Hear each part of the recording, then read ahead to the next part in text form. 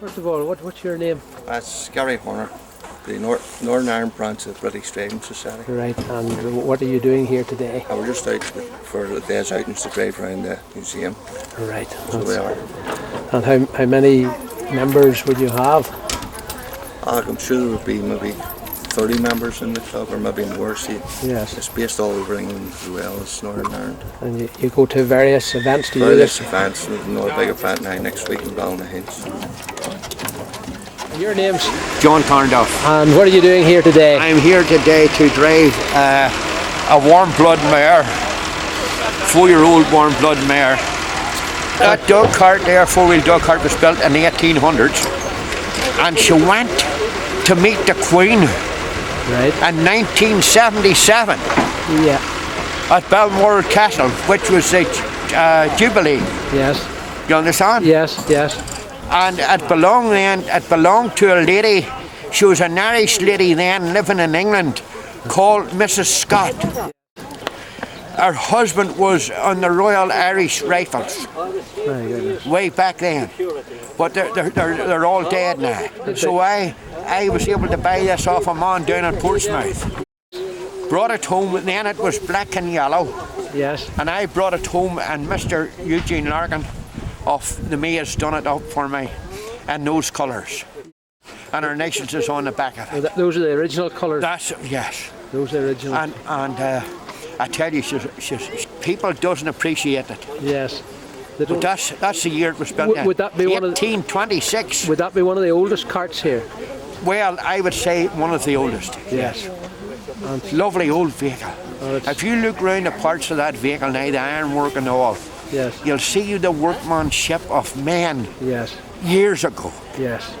It was all done in the blacksmith shop. Yes. Where would you get that today?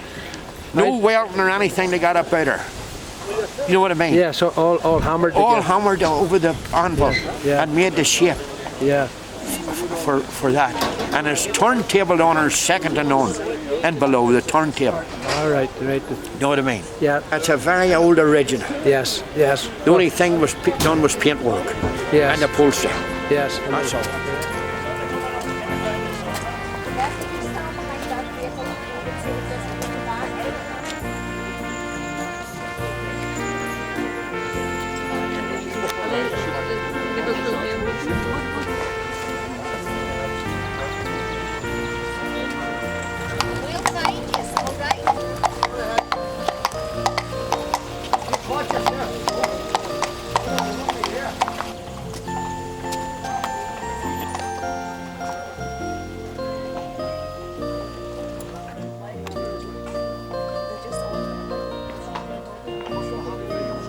Yes. You up, Rebecca? Not yet.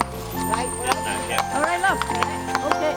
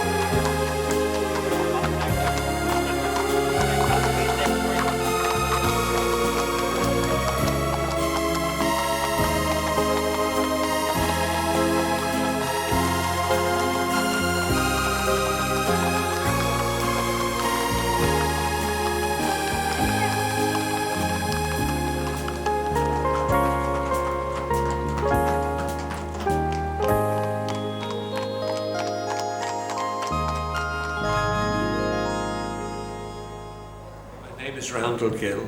And you're in charge of the... Well, I'm one of the museum guides in this building today. And what is this building? This building is a photographic studio as it would have been about 1900. It's known as a daylight studio because of the windows above our head that let in the natural daylight, because it was at a time before there was electricity, so they needed the daylight. Yes. There's photographs in the far corner of a Boy Scout, which is rather interesting because you can tell that the photograph was taken before 1920, because his Scout uniform, he's no woggle. It was American Boy Scouts that introduced the woggle. The child is quite delicate. He actually dies of consumption or tuberculosis. That's right. And there's a photograph of his father on the other side of the room before he went off to the First World War. He was a tram driver. He survived the war and came home. And what about the camera? The camera that we have here is over 100 years old. It's a German camera and it works with a glass plate. And we have a darkroom where they would have developed the pictures. We have in the museum's collection over 14,000 glass slides, which were photographed by William Green, from a well-known Quaker family. Yes. Photographed all around the country. The backdrop behind me was painted specially for this studio. The wooden columns here, are they just for... They're for display, just to make it look good. Yeah. Oh, that's very good, and thank you very much.